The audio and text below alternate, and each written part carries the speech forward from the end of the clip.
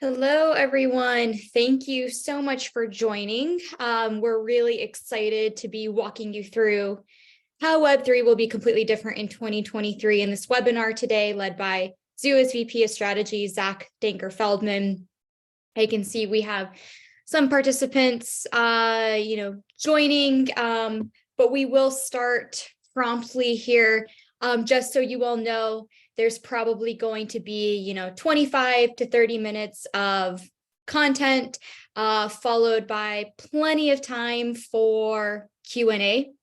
So, feel free to ask questions. I will be monitoring them throughout, and there should be, again, plenty of time for discussion thereafter.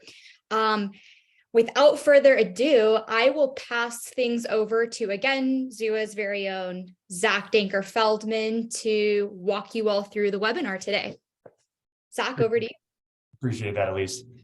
Great. Yeah, let's get right into it. So today I'm going to be discussing how Web3 will be completely different in 2023 with a focus on mainstream adoption and how brands are really going to drive that with new use cases. So I'm Zach Danker-Feldman. I'm the VP of Strategy at Xooa, and I've been with Xooa for 3 years, almost 4, I believe now. And I mean, in Web3, that's pretty much decades. I'm a Yale economics graduate, and I've been participating in the crypto and Web3 space pretty extensively since 2018. I got my start in 2018 when a buddy of mine mentioned this thing called Ethereum. I kind of just shrugged it off, but then on the, I'd say 15th or 20th time he mentioned it, I was like, you know what, you've annoyed me into submission. Let me check this out. And I looked into it. I read the white paper, dove into Bitcoin, dove into some other areas as well, and it was hooked and couldn't ignore that part of what I had discovered and was then sort of immediately interested in. And currently, I participate heavily in the Web3 space, participating in several DAOs. I have a pretty extensive NFT collection, and I participate in those communities. And I do a number of other different means of participation as well. And I try to translate that experience as much as possible to strategy at Xooa, as well as helping clients with strategy for their use cases and building use cases that have long-term potential and viability. So on the agenda today, I'm going to be first diving into how Web3 adoption is changing. I'll then dive into briefly the risks and mistakes to avoid. I'll look at the new approach to NFTs as we see it in 2023. I'll then dive into an example use case to really highlight a lot of the components involved in that use case, in that new approach. And then we'll dive into a Q&A at the end and hopefully put some time back in your day as well. So here is the Web3 adoption curve as we see it. So end of 2021 to beginning of 2022, we really reached peak Web3 fever. And during this time, crypto enthusiasts were really the primary audience, and the main driving factor was, let's be honest, it was speculation. I mean, we use the term NFT, which is honestly a very technical term. It was there were no sort of branded terms for it quite yet. And just using that term was a big driving factor in the value. And companies like OpenSea and Bored Ape Yacht Club and NBA Top Shot helped really create and exploit this craze, resulting in the peak of speculation. Now, after this massive run-up in visibility and market value, there was a drop-off, and projects either failed or caught up to the perceived values of early adopters. And it was during this, this downturn that the fundamentals caught up to the market. And brands are now really just starting to drive mainstream adoption through branded projects that build brand equity. And this is highlighted by branded terms like digital stamp, collectible avatar, and virtual creations. And we're seeing that coming from Starbucks, Nike, and several of of Xooa's clients, including the History Channel. So now Web3's adoption level really does, though, owe everything to these early projects, and the visibility that this speculation brought to the space led to the term NFT and metaverse becoming part of everyone's lexicon. And while the general public might see Web3 and NFTs as dead in this moment, brands and the biggest businesses in the space know that's not true. And 5 to 10 years from now, we believe every brand will have some form of a Web3 projects of a Web3 project. And we're now really creating more mature use cases focused on those wider audiences. So with the opportunities in Web3 come risks and mistakes to avoid, especially in the light of FTX. Something might look very shiny in crypto, but you don't always really know what they do behind the curtains. So the first big risk we see is blockchain centralization. So in this case, no one can run a node. There are double-digit to low triple-digit node counts. And at the helm of management, they may or may not really be doing what they say they're doing. So there's a lot of sort of inherent risk around that. And then next is misaligned interests. So if your brand is offered services for free or heavily discounted prices, you have to think, what does the other party gain in this situation? Well, if they drive up the value of their currency itself, that's honestly a big red flag, because you'll suffer when the value of this currency falls. So to save, you might save costs in the short term, but that'll be reputational risk in the long term. So honestly, the solution for these issues, for this FTX situation, is decentralization and flexibility. And we at Xooa really strongly believe that the future of Web3 is multi-chain. So now that we've established where we are in the adoption cycle and the reputational risks to look out for, let's look at the way brands can actually approach Web3. So we see this as speculation driven, as I mentioned before, and this is collectibles that unlock additional revenue streams primarily, and then marketing driven, which are collectibles that activate and engage communities as their primary focus. So for speculation, the best time to launch is during a bull market, because the primary audience motivation is primarily profit. Audience sizes for these projects are typically relatively small, under 10K, though there are, of course, those that are much bigger than that, NBA Top Shot, Other Deeds, those types of projects. For a Web2 brand diving into this space with this focus, the brand risk is very high. It could be perceived as a money grab and inauthentic, and is much more divisive when attracting a Web2 audience. Overall revenue in this case is cyclical and dependent on market cycles. Now, on the marketing driven side, you really can launch anytime, and the audience motivation is fun, and of course, profit is also a part of it as well. But it is both components working together in this, with a much bigger emphasis on fun in this case. Audience size is significantly larger, and depending on the brand, it could potentially be in the millions. And the marketing focus helps brand equity, because adoption and engagement, not revenue, is the primary reason for marketing focused programs. So with this marketing focus, what are the primary benefits for brands that incorporate Web3 into their brand strategy? So the goal here is driving customer loyalty to other parts of your brand for different events, either short-term or long-term. And as we progress through this presentation, you'll see each of these. The first one is celebrating a product launch. Next one is creating a loyalty program. Next is incentivizing community engagement.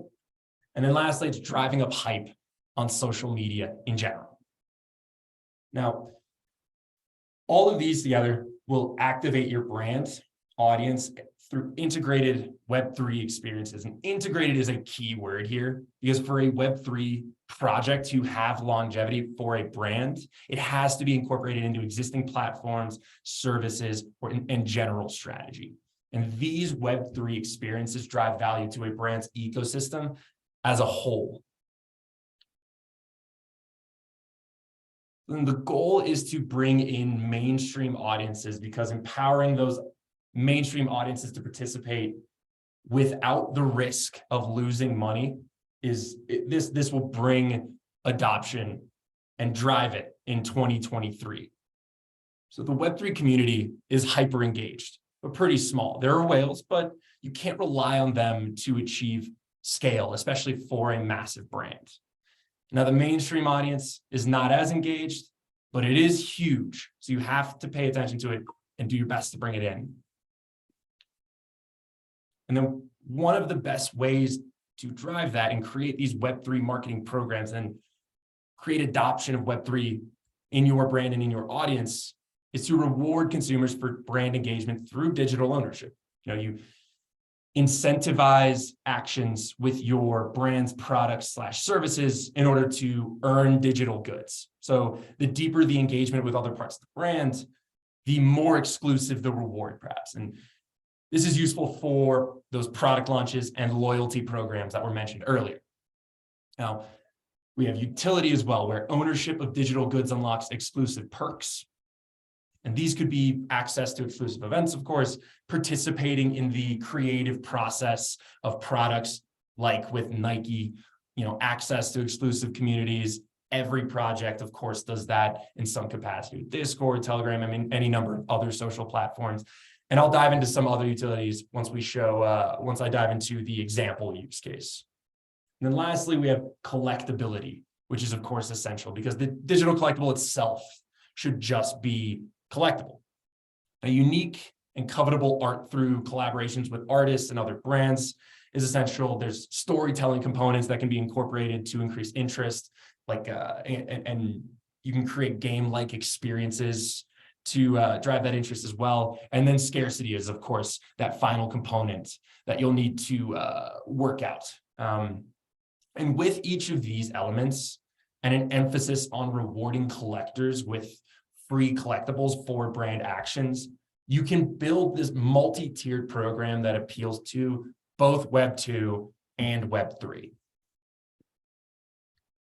And we've put together a little bit of a program where here we have a collector funnel for a specific Web3 program that we see as very highly valuable. This is how we use Web3 to bring in a larger mainstream audience, as well as appeal to Web3 audiences as well. And it highlights who engages with this program, how and why they engage, and the hype that it ultimately creates. So engagement starts at the top here and increases as we go down the funnel. We'll start at the top with all brand members, your mainstream audience. And out of all those, only a fraction would likely engage with the brand to claim a free digital collectible through certain requirements like brand engagement. It could be a subscription to the platform. It could be interacting with the brand community. There's a number of ways of doing it. This will be for a Web 2 or Web 3 audience and be much more common. You then have your core community down here, and that'll be primarily focused really around your Web 3 audience. And these are your users who engage with the brand community regularly and trade collectibles to complete sets, complete quests, in order to obtain those rare collectibles that are highly covetable. And only the most engaged users reach this stage that are your core community. And they'll then brag about these wins and display them on social media and in different ways in order to drive hype in this program. And hype is then coming from the bottom and brings more people into the community from both Web 2 and Web 3. And it's very important to highlight around this. And as a side note, if anyone listening is interested, we would love to have a one-on-one session with participants to deep dive into this program. Now, everything is then tied together with a fun, engaging story and game-like experiences. And this combo, along with digital ownership, creates the most valuable Web3 experience. The outline I've just run through provides the foundation for a brand's Web3 product as we see it in 2023. And we've put together a simplified example to illustrate the art of the possible and highlight a lot of the things that I just discussed earlier in this presentation. So we're going to use the Greek mythology experience, a hypothetical example we put together. And you can imagine this tied to a loyalty program or a product launch that you're trying to celebrate and drive activity toward through a Web3 experience. And in this example, the user's mission is going to be to complete a set of 4 collectibles, which will be 1 character and 3 items. All of these items must be from the Trojan War to collect a rare Greek goddess PFP. Pretty simple example, but it drives the point home, I think, for a lot of things that we're trying to highlight. And perhaps these common collectibles can be earned from different Greek mythology activities. These collectibles could be from different events in history as well. And you're trying to get all of them from this specific event, the Trojan War. The collector can choose their character collectible if they have a membership to this platform. then they need to engage with the Greek mythology content in some capacity to earn the 3 items, but those could be randomly assigned, right? So you get one from watching a Greek mythology movie, one from answering trivia questions focused on Greek mythology, and one from engaging with the brand community focused around Greek mythology. That could be attending Twitter Spaces or any number of other different events for driving that.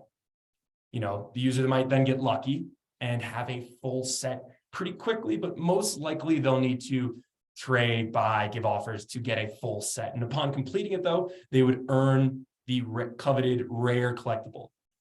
So there's a lot. Let's run through this process, though, step by step. So here's step 1, and that is earning your collectibles.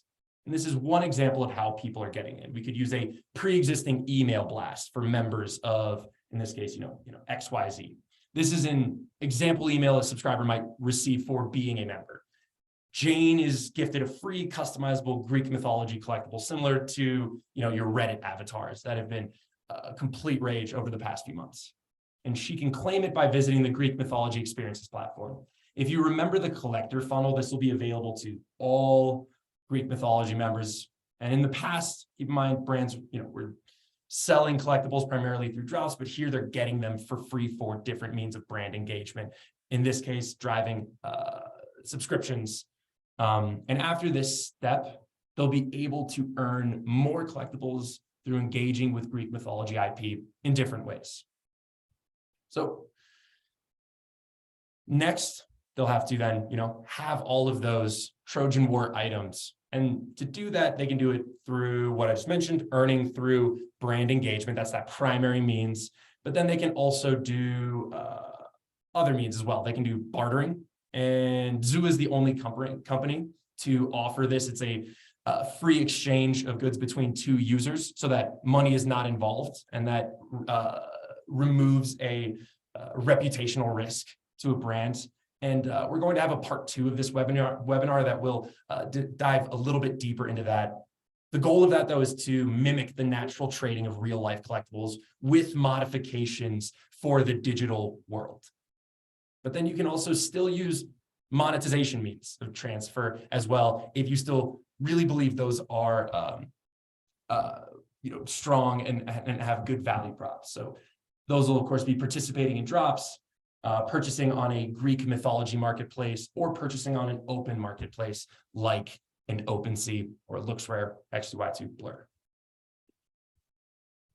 Then after bartering and or buying different collectibles, you may complete a set. We have Zeus, the Apollo's wreath, Agamemnon's sword, and Achilles' shield, all from the Trojan War, different edition collectibles, but they're all from this event. And upon completing it, they would earn the coveted rare collectible.